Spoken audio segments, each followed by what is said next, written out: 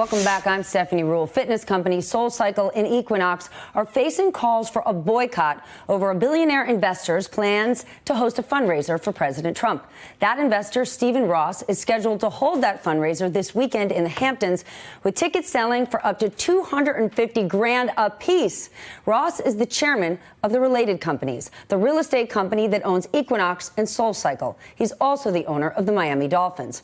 Ross released a statement writing this: I have known Donald Trump for 40 years, and while we agree on some issues, we strongly disagree on many others. I have been and will continue to be an outspoken champion of racial equality, inclusion, and diversity, public education, and environmental stability. Joining me now, Politico's chief economic correspondent, Ben White, and Josh Brown, CEO of Ritholtz Wealth Management. I want to start with a statement that the CEO of Equinox released, reading this: Equinox and SoulCycle have nothing to do with the event and do not support it. We believe in tolerance and equality and will always stay true to those values. Mr. Ross is a passive investor and is not involved in the management of either business. First, we should have a clarification. Sure. No one is saying that Stephen Ross is planning the font on the next Got Soul t-shirt, no. But he's certainly not a passive investor, right? Related has a controlling stake in these businesses. They make money, he makes money. Yeah. But put that aside, what's your take on this, Josh? I think we're in this moment with cancel culture now coming to corporate America and Wall Street, and people have the right to support what they want to support with their dollars. If you're a consumer in this country, that's your right. And oftentimes money speaks louder than any words that you can say. So it's going to be difficult for companies where they've got a founder who is backing any political candidate that is out there saying things that are hateful, frankly, to that business's customers. And think about these two companies. These are young people going to SoulCycle. These are largely urban or suburban people, a lot of people of color. There's a big component of this business where people are saying that they've pandered to the gay community, and now this is like a boomerang coming back at them. You can't have it both ways. So they're going to have to figure this out. I think it's not going to be the first case of this, and it's certainly not going to be the last case of this. And I think big picture, from the standpoint of the companies themselves, look, you can have a message that's socially inclusive and you can say all of these great things, but then what your founders do with their money, that's going to speak louder in this environment. Twitter is extremely loud. Everything ultimately comes out. It's very difficult. It's hard to navigate. But Ben, as important as it is for boycotts to work, for people to, make their dollars count, when you actually think about it, won't this disproportionately hurt the employees of SoulCycle and Equinox?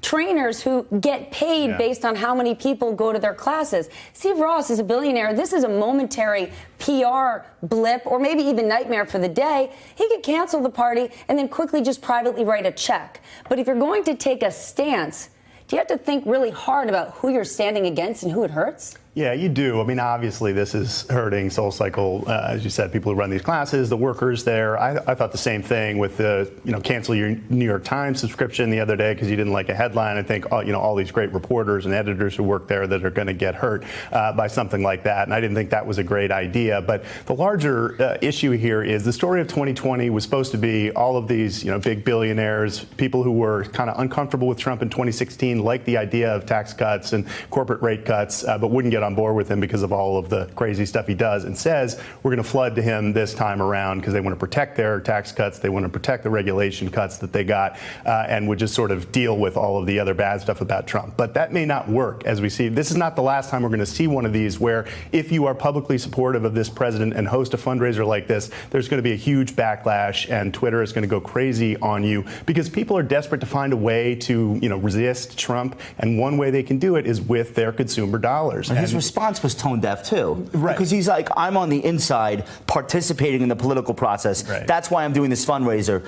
And the implication to the people on Twitter and Facebook, the implication is, well, you don't have $250,000 to come sit at my mansion for lunch, so you're on the outside and I'm on the. That's like the quiet part you don't say out loud. Right. And that was literally in his statement. And I think that was a huge mistake. Why would you say that?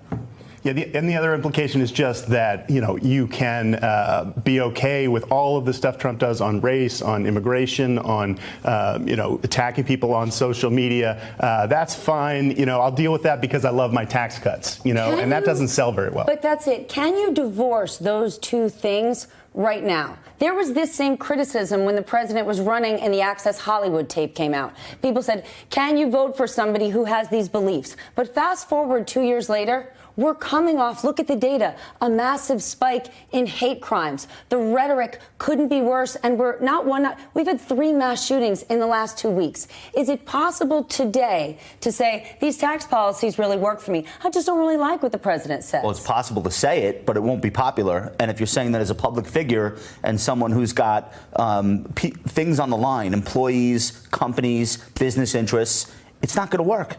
It's not going to work. People are not going to stop. And they understand that nothing speaks louder than money. Money is literally the only voice left. Citizens United was an absolute disaster for our political system, still is, actually getting worse. But there's another side to it, which is that people, as consumers or as investors, they can defund things that they don't like. But is there evidence that that really works? We've seen what a news story this became in the last 24 hours and what it's done on Twitter. But at the end of the day, a bunch of people who are taking SoulCycle classes, in some of the wealthiest cities in America who are offended by this, does this actually impact anything in the country? I agree with you. Companies? It's not great. For somebody that works behind the desk at SoulCycle or an instructor, it's terrible. Yeah, I totally agree. Worse for them than it is for Steve Ross. He'll be fine. He'll be fine, but I think it does work. And you see that SoulCycle is scrambling to respond. And I think you're going to see other CEOs and high-ranking corporate executives of companies, particularly like this, brands that serve millennials, that serve people who are very interested in social issues